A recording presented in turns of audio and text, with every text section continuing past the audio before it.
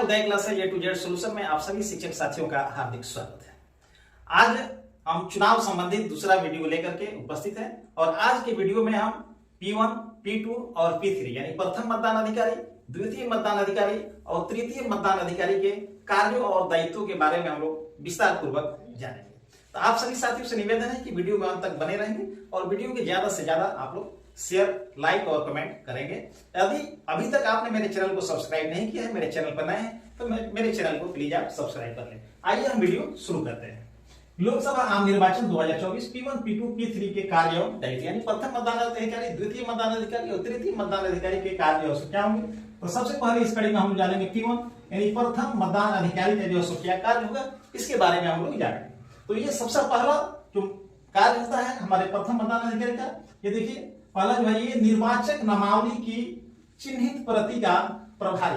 हमारे P1 जो होते हैं, प्रथम मतदान अधिकारी जो होते हैं, वो निर्वाचक नामावली की चिन्हित प्रति का अधिकारी होते हैं। ये P1 निर्वाचक नामावली की चिन्हित प्रति यानी वोटर लिस्ट की चिन्हित प्रति के प्रभारी वो होते हैं। तो सबसे पहले मतदाता वास्तविक मतदान शुरू होने पर सबसे पहले मतदाता P1 के पास ही आता है।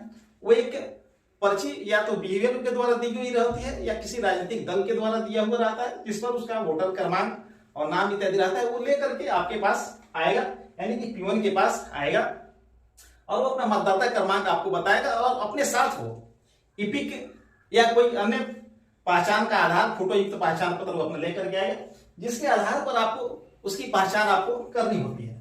तो दूसरा कार्य आपको यहाँ है कि मतदाता की पहचान इपिक या फोटो युक्त 11 विकल्पों में से किसी एक विकल्प से करना।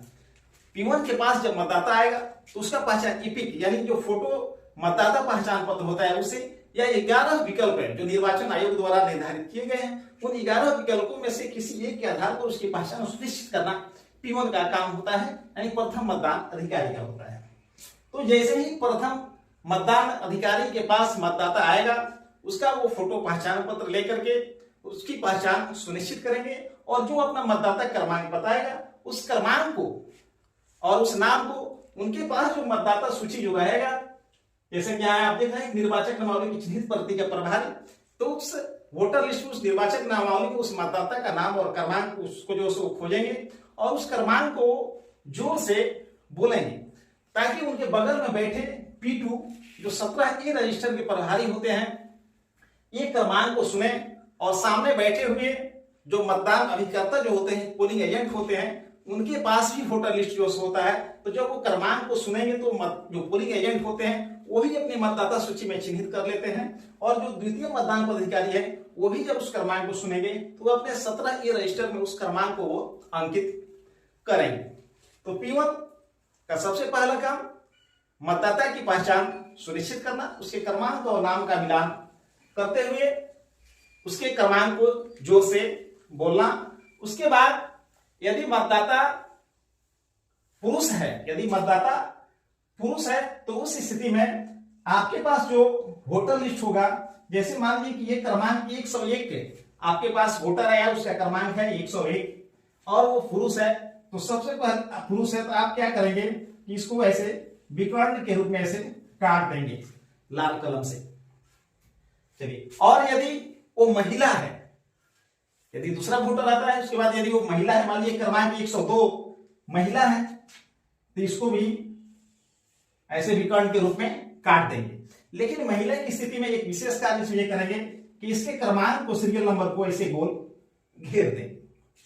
तीसरी परिस्थिति यह होगी कि यदि आपके पास जो मतदाता आ रहा है वो थर्ड जेंडर का है, मतलब ना पुरुष है ना महिला है, वो थर्ड जेंडर का है, तो उस परिस्थिति में भी इसको हम क्या करेंगे, इस तरह से विकर्ण के रूप में काट देंगे और इसके सीरियल नंबर के बगल में एक स्टार हम बना देंगे, यानी ये जो थर्ड जेंडर जो होगा वो हमारा स्टार वोटर होगा। चलिए, तो इस तरह से हो गया तीसरा कार्य कि मतदाता सूची में मतदाता को चिन्हित करना। तो इस तरह से जब मतदाता सूची में प्रथम मतदान अधिकारी जब इस तरह से जब चिन्हित कर देते हैं, तब वही मतदाता सूची जो है सो ये निर्वाचक नामावली की चिन्हित प्रति हो जाती है जब उसमें चिन्ह लगा देते हैं तब। और एक और महत्वपूर्ण कार्य होता है कि हर 2 घंटे पर जो भी पर्यवेक्षक आते हैं या कंट्रोल रूम से, नियंत्रण कक्ष से आपसे पुरुष और महिला की संख्या पूछी जाएगी, जिसका हिसाब भी हमारे प्रथम मतदान अधिकारी को ही रखना होता है। तो इसके लिए आप एक सादे कागज पर इस तरह का आप एक चार्ट बना लेंगे, या अब निर्वाचन आयोग के द्वारा मटेरियल सेल के द्वारा आपको इस तरह का प्रिंटेड भी उपलब्ध कराया जा रहा है। यदि पुरुष मतदाता आ रहा है तो इसको आप पुरुष वाले में इस तरह से आप क्रॉस कर लेंगे, महिला है तो महिला वाले में क्रॉस कर लेंगे। इस तरह से आप उसको क्रॉस करते जाएंगे, पुरुष और महिला जो आप अपना देख देख करके। और जब भी आपसे पूछा जाएगा हर 2-2 घंटे पर पुरुष कितना महिला कितना, तो इस लिस्ट से आप देख करके आप आसानी से बता सकते हैं पुरुष और महिला। उसके लिए आपको अलग से गणना करने की आवश्यकता नहीं है। तो एक सबसे जो महत्वपूर्ण बात है P1 के लिए, प्रथम मतदान अधिकारी के लिए, कि आवश्यकता अनुसार पीठासीन अधिकारी के दायित्वों के निर्वहन हेतु पूर्ण रूप से उत्तरदायी। यानी यदि कोई ऐसी परिस्थिति आ जाए आपके मतदान केंद्र पर कि आपके जो पीठासीन अधिकारी है, प्रिजाइडिंग ऑफिसर है, वो कार्य करने में यदि असमर्थ है, तो उनके सारे दायित्वों का निर्वहन प्रथम मतदान अधिकारी को ही करना होता है। इसलिए पूरी चुनाव प्रक्रिया की जानकारी आपको होनी चाहिए। तो इस तरह से ये प्रथम मतदान अधिकारी के कार्य और दायित्वों को हम लोग जो सभी जाने। अब हम लोग द्वितीय मतदान अधिकारी के कार्य और दायित्व को जाने। तो द्वितीय मतदान पदाधिकारी यानी P2, द्वितीय मतदान अधिकारी के जो क्या कार्य होंगे, तो सबसे पहला इनका जो कार्य है ये देखिए, ये अमिट स्याही का प्रभारी होते हैं। द्वितीय मतदान अधिकारी जो होते हैं P2 अमिट स्याही के प्रभारी होते हैं। तो जब मतदाता P1 के पास से जब वो आएगा आपके पास यानी P2 के पास, द्वितीय मतदान अधिकारी के पास, तो सबसे पहला काम आपको होगा कि आप उसकी उंगलियों को चेक करेंगे कि कहीं पहले से उसको स्याही तो नहीं लगी हुई है, अमिट स्याही नहीं लगी हुई है।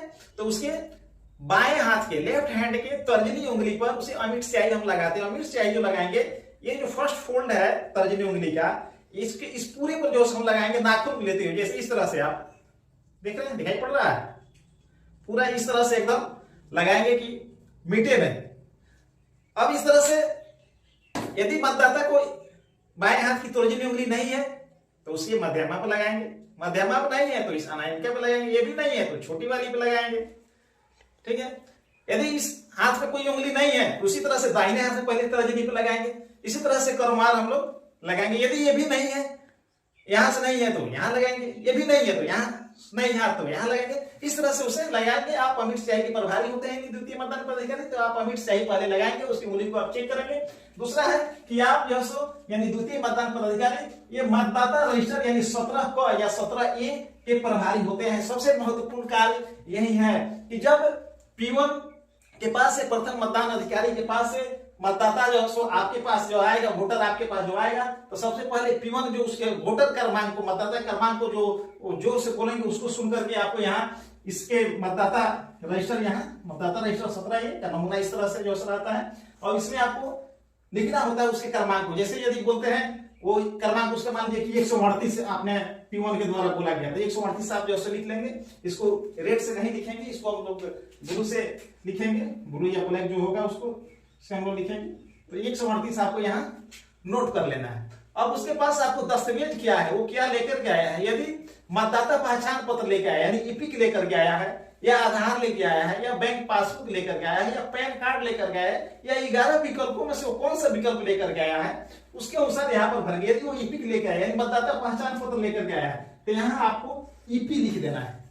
ठीक है, उसके बाद यहाँ उसका आप हस्ताक्षर करवाएंगे मतदाता का। यदि मतदाता हस्ताक्षर करने में यदि असमर्थ है, हस्ताक्षर नहीं कर सकता है, तब उसका बाएं अंगूठे का यानी लेफ्ट थंब इंप्रेशन जो आप उसको जो से लेंगे। यदि बाएं हाथ का यदि अंगूठा नहीं है तब दाहिने हाथ का अंगूठा लेंगे। किसी भी परिस्थिति में पहले बाएं हाथ का अंगूठा का ही निशान लेना है। यदि बाएं हाथ का अंगूठा नहीं है तो दाहिने हाथ का अंगूठा लेंगे। यदि अंगूठा नहीं है तब उसके बाद वाली उंगली से जो सुनेंगे। यदि उसके हाथ में उंगली है ही नहीं तो वो वोट देने में असमर्थ है, तो उसे किसी साथी की आवश्यकता होगी। जब उसे किसी साथी की आवश्यकता होगी तो नियम 49N के तहत कॉलम 5 में उसकी साथी से हम हस्ताक्षर करवाएंगे। यहाँ पर कॉलम 5 यदि मतदाता को कोई उंगली नहीं है कि वो हस्ताक्षर और अंगूठा के निशान देने में यदि वो असमर्थ है, तब कॉलम 5 में उसके जो साथी होगा उससे हम लोग हस्ताक्षर करवाएंगे। और यदि वो हस्ताक्षर वो कर सकता है तो इसमें हम लोग हस्ताक्षर मतदाता से करवाएंगे या अंगूठे के निशान इसमें हम लोग जो सो लेंगे।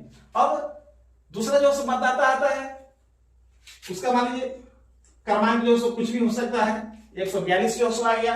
यदि वो लेकर के आ गया, आपके पास पैन लेकर के आ गया, तो अब यहाँ क्या करना है कि आपको पैन लिखना है और पैन कार्ड का जो अंतिम 4 अंक होगा उसे आपको लिखना पड़ेगा। तो मान लीजिए कि 4 अंक आपको कुछ भी हो सकता है, जो भी होगा 4 अंक लिखना होगा। यानी इपिक के अलावा यदि वो अन्य कोई भी दस्तावेज लेकर के आता है तो उसके दस्तावेज का संक्षिप्त नाम लिखने के साथ ही उससे अंतिम 4 अंक को आपको लिखना पड़ेगा। यहाँ उसी तरह से हस्ताक्षर होगा। यदि मान लीजिए कि पासबुक लेकर के आता है, पीबी लिख देंगे और उसके बाद आपको अंतिम 4 अंक आपको लिखना होगा। आधार लेकर के आता है तो आधार लिखेंगे और उसका अंतिम 4 अंक आपको यहाँ पर लिखना पड़ेगा, उसका अंतिम 4 अंक।